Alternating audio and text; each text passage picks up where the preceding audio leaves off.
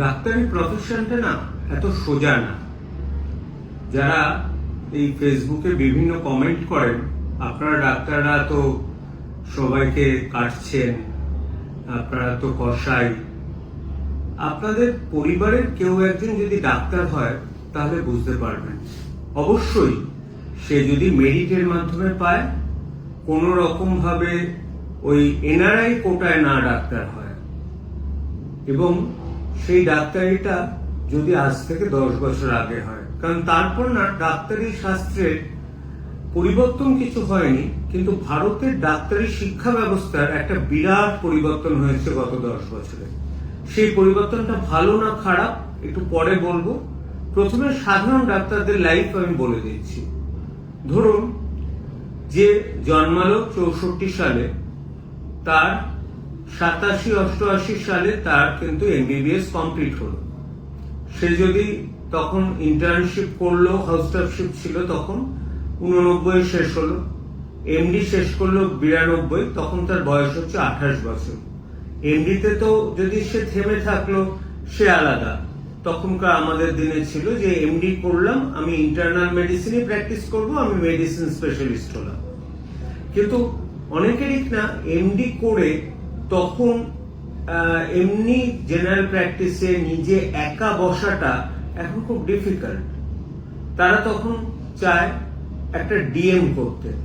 DM করার সময় কি হয়, একটা স্টাইপেন্ড পাওয়া যায়, কিন্তু আবার সরকারের কাছে বন্ড থাকে 3 বছরের জন্য। সেই স্টাইপেন্ডটাকে সে পার্মানেন্ট বলে ভাবেও না, এবং স্টাইপেন্ডটা খুব একটা খারাপ দেয় না।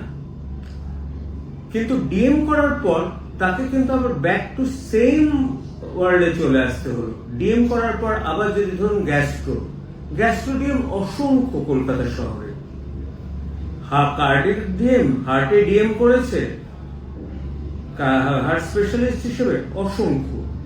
তাদের কোনো জায়গায় ঢোকা, সিনিয়ররা তাদের ঢুকতেই দেবে না, আটকে দেবে।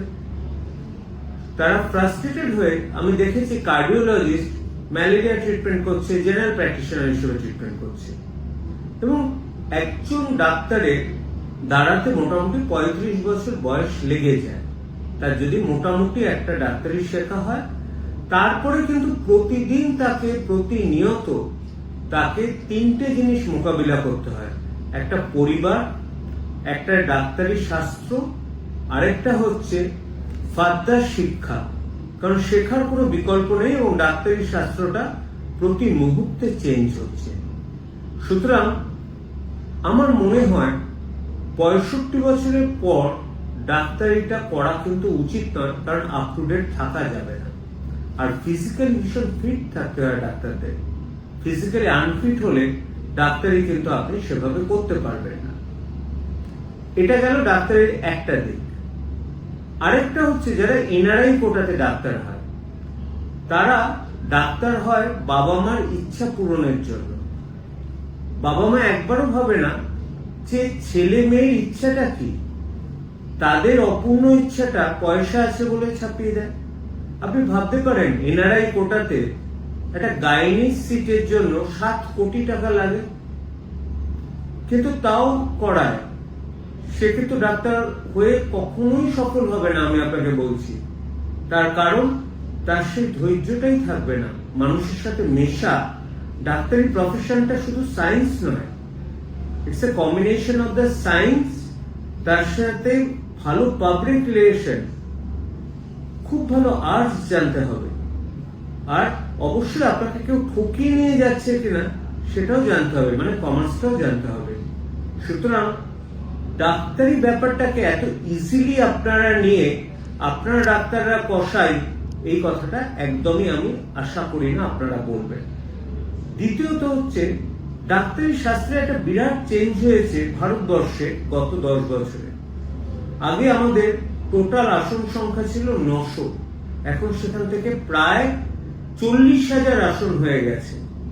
তার নাম্বার অফ ডাক্তার অনেক বেড়েছে, কোয়ালিটি অফ ডাক্তারের কি বেড়েছে? তারা কি প্রপারলি ট্রেন্ড হচ্ছে? তারা যদি প্রপারলি ট্রেন্ড না হয়, তাহলে তারা কিভাবে সার্ভিস দেবে যারা অসুস্থ তাদের?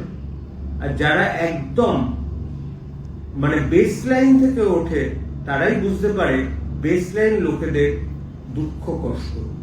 সেই জন্য কিন্তু আমি বলবো যে শুধু আপনারা আবার হাউস স্টাফশিপ শুরু করুন, যার যাদিকে ইনক্লাইনেশন আছে সেখানে একটা বছর করে তারপর এমসিআই তে যান, বা এনএমসি রুল একটা হোক, এক বছর একটা ট্রেনিং হোক ইন্টারনাল মেডিসিনে। বাইরের দেশে কিন্তু ইন্টারনাল মেডিসিন করা বাধ্যতামূলক। আপনি ইন্টারনাল মেডিসিনে ট্রেন হলে তারপর ডিফারেন্ট সাব স্পেশালিটি আপনি চেস্ট, পালমোনোলজি যে কোনো করতে পারেন। ডাক্তার হিসেবে এটা আমার মতামত। আপনাদের কি মতামত জানাবেন। অহেতুক অশালীন কথা বলে আমার ফেসবুকে না ভরাবেন না, তাদেরকে আবার আমাকে তাহলে হিট স্প্রে করতে হবে, মহা ঝামেলায় পড়বো।